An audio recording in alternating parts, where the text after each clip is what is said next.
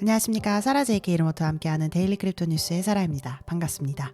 데일리 크립토 뉴스는 비트코인, 이더리움, 전 세계 암호화폐 블록체인 업계 소식을 매주 평일 전해드리고 있습니다. 2월 6일 화요일 에피소드 시작합니다.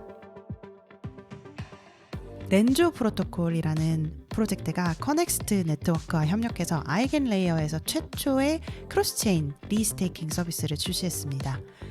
그리고 알비트럼에서도 크로스체인 리스테이킹 기능을 도입을 했다고 하는데요.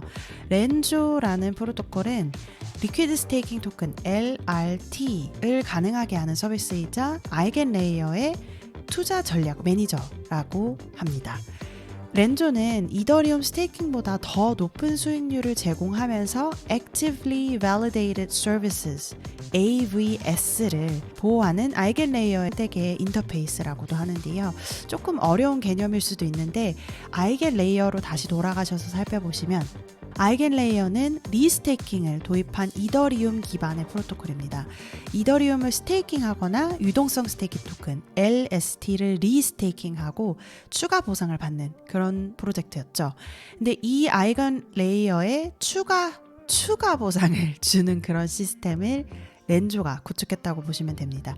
특히 아이겐레이어에서 다양한 이제 투자 전략들이 있을 텐데 그 전략들을 모아서 Easy ETH 라는 토큰으로 다시 민팅을 하기 때문에 굉장히 복잡한 이런 과정들을 거치지 않고도 여러 투자 전략을 활용하는, 그러면서 리스크를 좀 줄여주는 투자 매니저 역할을 하게 되는 거죠. 원래는 이제 이더리움 스테이킹이라는 서비스가 있었다가 나중에는 이 이더리움 스테이킹한 것을 반영할 수 있는 유동성 스테이킹 토큰 LST가 나왔었죠. 근데 이 LST 여러 가지 전략들을 또 다시 리스테이킹 할 수 있는 리퀴드 리스테이킹 토큰 LRT가 나온 건데요. 이 렌조는 LRT를 반영하는 프로젝트라고 할 수 있고, 리퀴드 스테이킹을 리스테이킹 함으로써 받는 추가 보상에다가 또 다른 추가 보상을 받는 그런 시스템이라고 할 수 있겠습니다. 원래 디파이 프로젝트들이 상품을 출시하면 출시할수록 파생 상품에서는 특히 더 좀 복잡해지는 경향이 있는데요. 결론적으로는 이 이더리움을 스테이킹 했을 때 락업이 되는 것을 어떻게 레버리지 할 수 있냐, 이 락업이 되는 걸 어떻게 다시 자산으로 또 활용을 할 수가 있냐, 이런 문제의식에서 나온 프로젝트라고 할 수 있고요.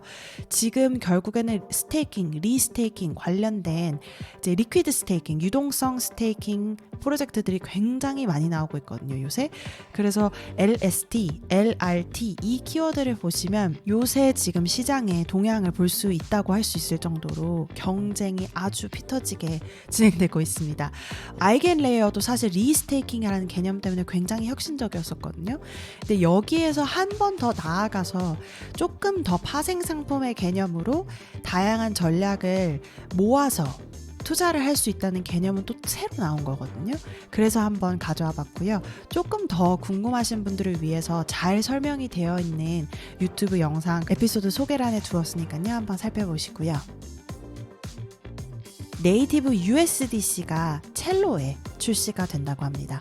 USDC 기억하시죠? 서클이라는 회사에서 발행하는 스테이블 코인 암호화폐인데요. USDC는 송금, 저축, 대출, 그다음에 다양한 이제 개인 간 거래, 그리고 국경을 넘어선 결제 등 다양한 스테이블 코인 사용 사례를 제공하는데요.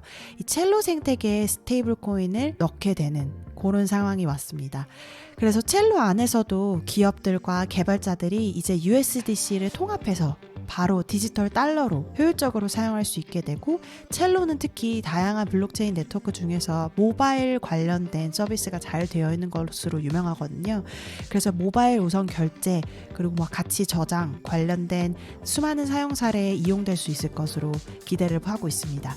첼로에서 왜 USDC를 사용해야 할지 서클에서 여러 가지 이제 이유를 준비를 했는데요. 첫 번째는 먼저 역시 첼로의 글로벌 모바일 우선 사용자 기반이기 때문에 USDC가 거기에 많은 기여를 할 수 있을 것 같다, 이렇게 이야기를 했고, 두 번째 스테이블 코인 사용 사례를 포함해서 기존의 RWA Real World Asset이라는 생태계에 한번 소개를 드렸었죠.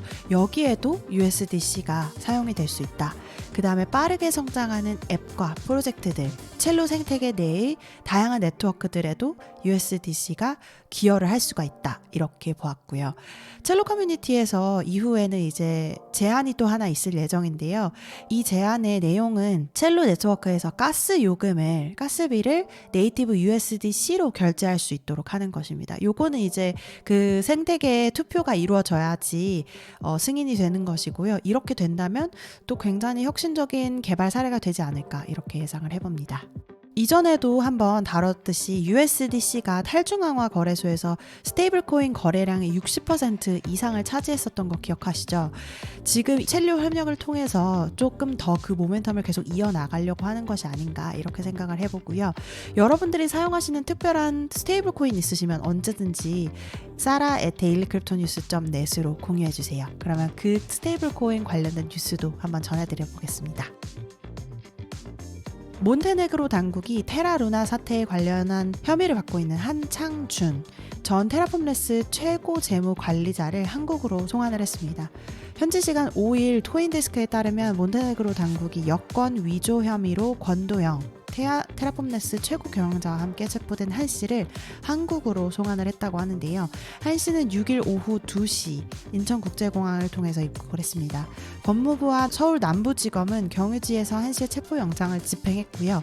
검찰은 테라루나의 발행과 폭락 과정 전반에 관해서 한 씨를 수사할 방침입니다. 법무부는 지난해 3월 23일 몬테네그로 포드리고차 공항에서 한 씨가 체포된 사실을 이미 확인을 했었는데요. 계속 이제 당국의 범죄인 인도 요청을 한 바가 있었습니다. 그래서 이 요청에 따라서 한 씨는 이제 먼저 송환이 된 거고요. 권 씨는 아직 결정이 내려지지 않았습니다. 당시 2022년 9월부터 서울 남부지검은 인터폴과 공조를 해서 적색 수배를 내리는 등 권 씨를 추적을 해왔는데요.